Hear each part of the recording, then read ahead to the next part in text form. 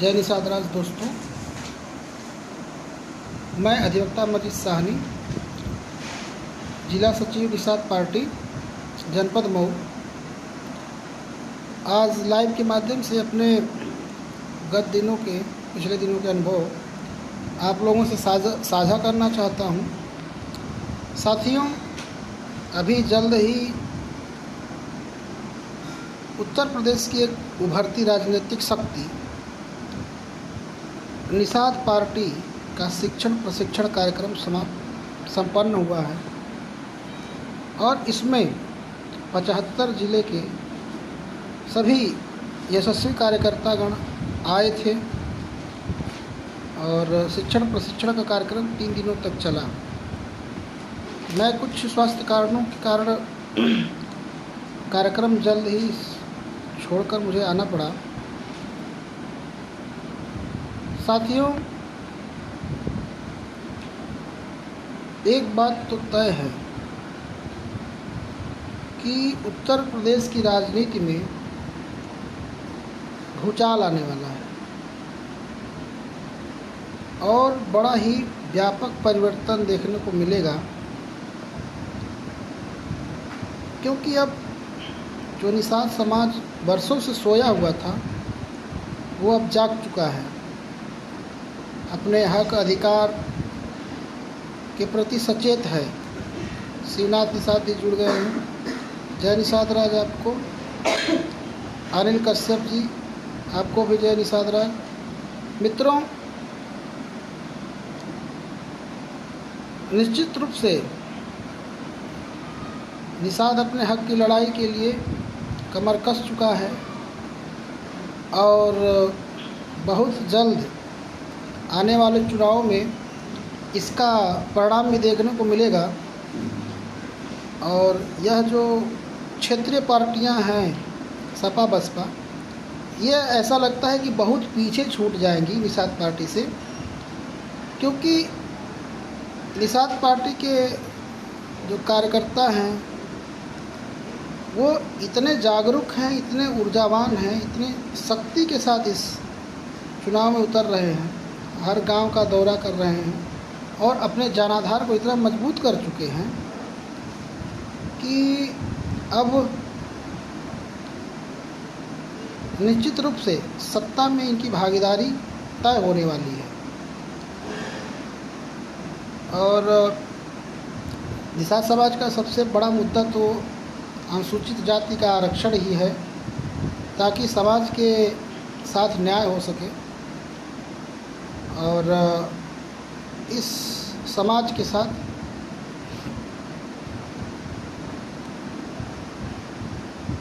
बाकी भी समाज के लोग जो हैं वो अपने हक अधिकार को प्राप्त कर सकें।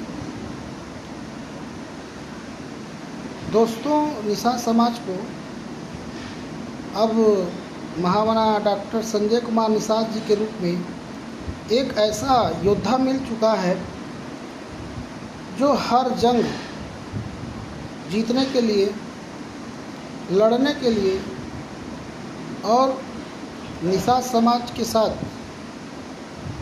न्याय करने के लिए सदैव तत्पर रहते हैं। ऐसे महामना doctor Sanjay Kumar Nishad, political godfather of fisherman, को मैं पहले तो सैल्यूट करता हूँ कि इन्होंने एक जन चेतना को जागृत किया है निषादों के मन में, उन्हें राजनैतिक रूप से जगाया है, साउंड किया है।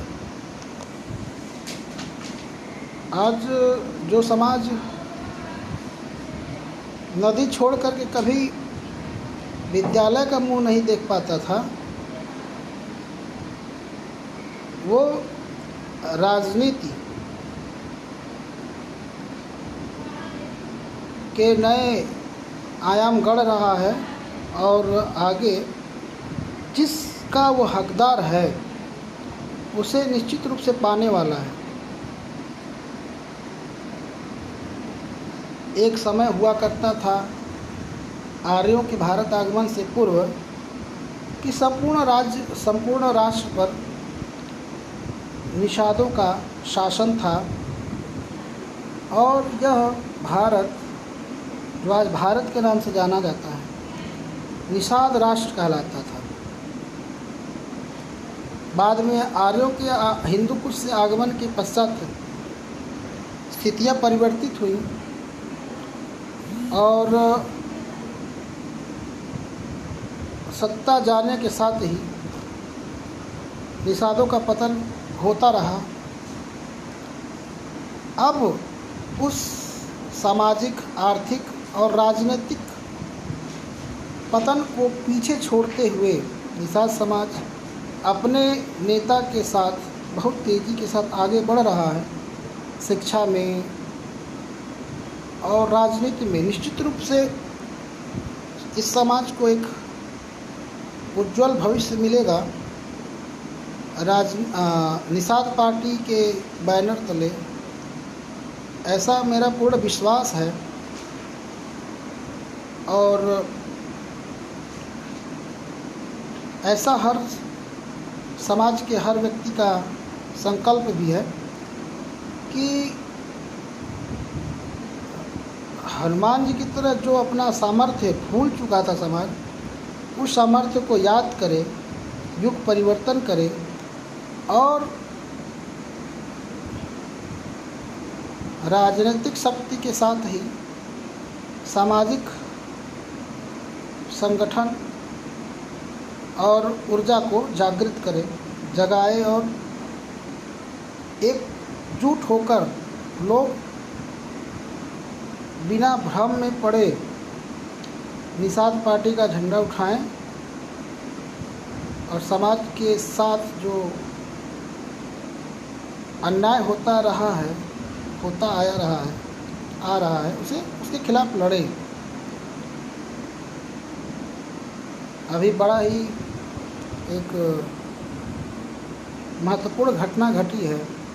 हमारे उच्चतम न्यायालय में एक साथ 9 जजों की नियुक्ति हुई है और जिनमें 3 न्यायाधीश महिला न्यायाधीश हैं।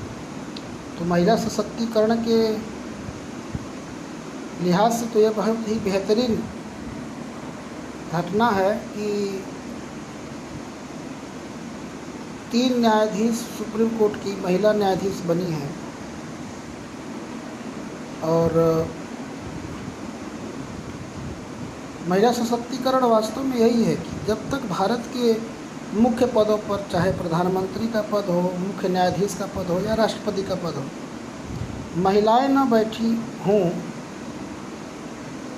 तो महिला सशक्तिकरण केवल एक मिथ्या है।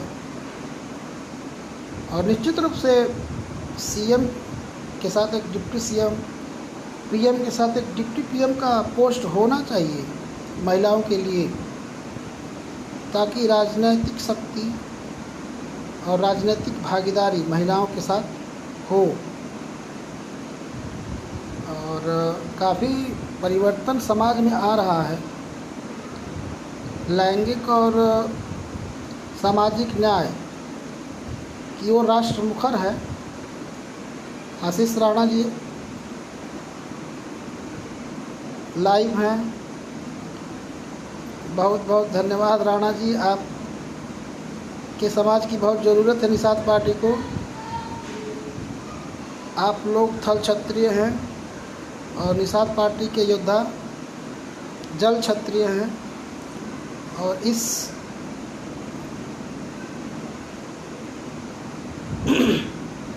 साथ से बहुत बड़ा परिवर्तन आएगा।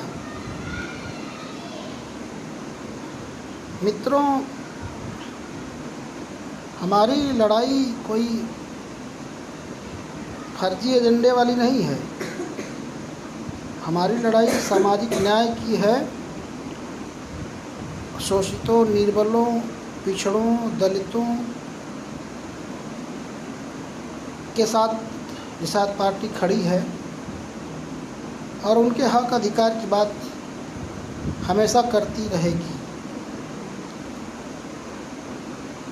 भारत के किसी भी नागरिक को चाहे वो पिछड़ा हो, दलित हो, अल्पसंख्यक हो, हम दोयम दर्जे का या कम महत्व वाला नागरिक नहीं बनने देंगे, क्योंकि भारत का संविधान सबको समान हक देता है, अधिकार देता है। और भारत का मतलब कि सब, हिंदू, मुसलमान, सिख, ईसाई, जैन, पारसी, सवर्ण, दलित, गरीब, अमीर, सब भारत के ही पार्ट हैं, सब में भारत है। तो सबके मुद्दों को साथ लेकर चलना है और सबके साथ न्याय हो, इसकी तरफ ध्यान देना है। सबकी लड़ाई लड़नी है। ऐसा नहीं है कि अगर कोई सवर्ण है, गरीब है और उसके साथ अन्याय हो रहा है तो हमें कोई जातिगत द्वेष या संघर्ष को द्वेष या मेंटालिटी को मन में रख करके उसके साथ खड़ा नहीं होना है। ऐसी कोई बात नहीं है। हर एक व्यक्ति जो निर्बल है उसके साथ पार्टी रहेगी और एक सशक्त राष्ट्र निर्माण में अपनी भागीदारी निभाएगी। इन्हीं सभी शब्दों के साथ जो लखनऊ का पुराना अनुभव रहा शिक्षण प्रशिक्षण कार्यक्रम का, उसको भी आप लोगों से शेयर करते हुए अपनी बात रोकता हूँ। और निश्चित रूप से हमारे राष्ट्रीय अध्यक्ष जी को अगर डिप्टी सीएम घोषित करके भाजपा लड़ती है चुनाव तो 350 सीटों से तो कम नहीं ही जीतेगी, 350 से ऊपर जीत सकती है। बाकी अपना समीकरण बनाने के लिए भारतीय जनता पार्टी स्वतंत्र है, चाहे जिसे सीएम या चाहे जिसे डिप्टी सीएम घोषित करके चुनाव लड़े। लेकिन अगर डॉक्टर साहब को डिप्टी सीएम घोषित करती है तो उसकी 10 उंगलियां घी में होंगी, इसकी गारंटी हम लोग देते हैं। और निश्चित रूप से भाजपा में भाजपा पार्ट 2 यानी कि दूसरी बार, ये पहली सरकार होगी इतने वर्षों में जो दोबारा रिपीट होगी, इसको हम एकदम पूर्ण विश्वास से इसे कह सकते हैं। क्योंकि हमारा समाज 18% है और यह एक बड़ी तादाद है जो हमेशा ही सत्ता किसकी आएगी इसका निर्धारण करता रहा है और इस बार भी करेगा। और ये फिक्स है। 19.3% मुस्लिम भाई हैं, तो अगर वो समाजवादी पार्टी के साथ जाते हैं तो ये उनकी मूर्खता होगी, क्योंकि जो आपके हक अधिकार की बात करे उसके साथ खड़े होना ही समझदारी की बात होती है। M+Y की बात करेंगे, फिर जब वैकेंसी आएगी तो M गायब, केवल Y, पूरा का पूरा जितना सीट होगा सब Y हो जाएगा और M बेचारा वही पंचर की दुकान पे आत्मनिर्भर भारत का निर्माण करेगा। ये दोहरा चरित्र ठीक नहीं है।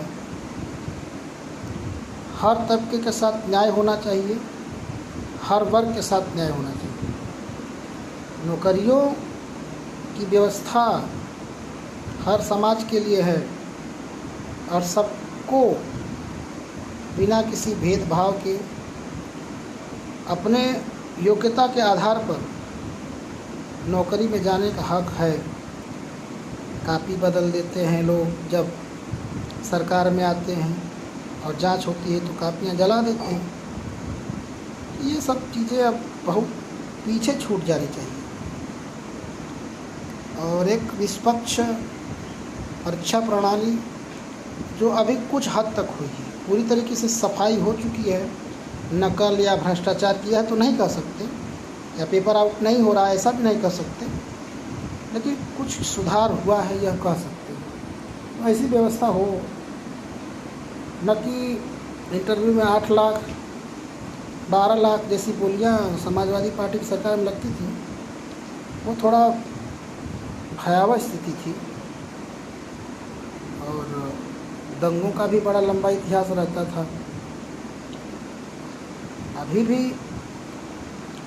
दंगे वगैरह तो सब लाइन पर है, न कोई दंगा है, न भ्रष्टाचार चरम पर है, लेकिन कुछ समस्याएं अभी भी हैं। महंगाई है, बेरोजगारी भी है, तो इन पर सरकारें ध्यान दें, जो वर्तमान सरकार है वो भी ध्यान दें, क्योंकि जहां आप कमज़ोर होंगे वहाँ पर निंदा होगी। हर जगह हिंदुत्व तो नहीं चलेगा। हिंदुत्व कार्ड खेल लेंगे तो हिंदुत्व के साथ सामाजिक न्याय को भी साथ लेकर चलना होगा। और हिंदू मुसलमान करने के बजाय चुनाव में भाईचारे की बात करिए, बहुत हो चुका है। हिंदुस्तान दुनिया का सबसे बड़ा लोकतांत्रिक मुल्क है और ये हिंदू का भी उतना, मुसलमान का भी उतना ही है जितना हिंदू का है। तो शमशान, कब्रिस्तान, ये सब ख़त्म कीजिए, ये सब नहीं चलने वाला। आप मुस्लिम महिलाओं की बात करते हैं, 3 तलाक ख़त्म किया, बहुत अच्छा काम किया, लेकिन मुस्लिम महिलाएं कितनी मंत्री हैं भाजपा की सरकार में, थोड़ा ये बता दीजिए। मुस्लिम महिलाओं के साथ न्याय तो आप तब न करेंगे जब कम से कम 4 मंत्री बनाएंगे मुस्लिम महिलाओं को, ताकि वो अपनी आवाज़ खुद उठाएं। दलित की बात करते हैं, दलितों का वोट लिए हैं, मिला है इस बार। बसपा की इतनी बुरी स्थिति इसी वजह से है कि दलित वर्ग ने दिल खोलकर भाजपा का समर्थन किया है, साथ दिया था 2017 में। तो उनके वर्ग का भी तो ख्याल रखिए। और पिछड़े, मुख्य रूप से गैर यादव पिछड़े तो टूट कर भाजपा को वोट दिए हैं, तो उनके उस वोट का महत्व समझिए। और सामाजिक न्याय के बिना हिंदुत्व कार्ड या फलाना कार्ड नहीं चलने वाला, और सबको साथ लेकर के चलिए। खाली नारा देने से नहीं होता है, नारे को अमल में लाइए। और इन्हीं सभी शब्दों के साथ मैं अपनी वाणी पर विराम देता हूँ। जय निषाद राज, जय हिंद, जय भारत।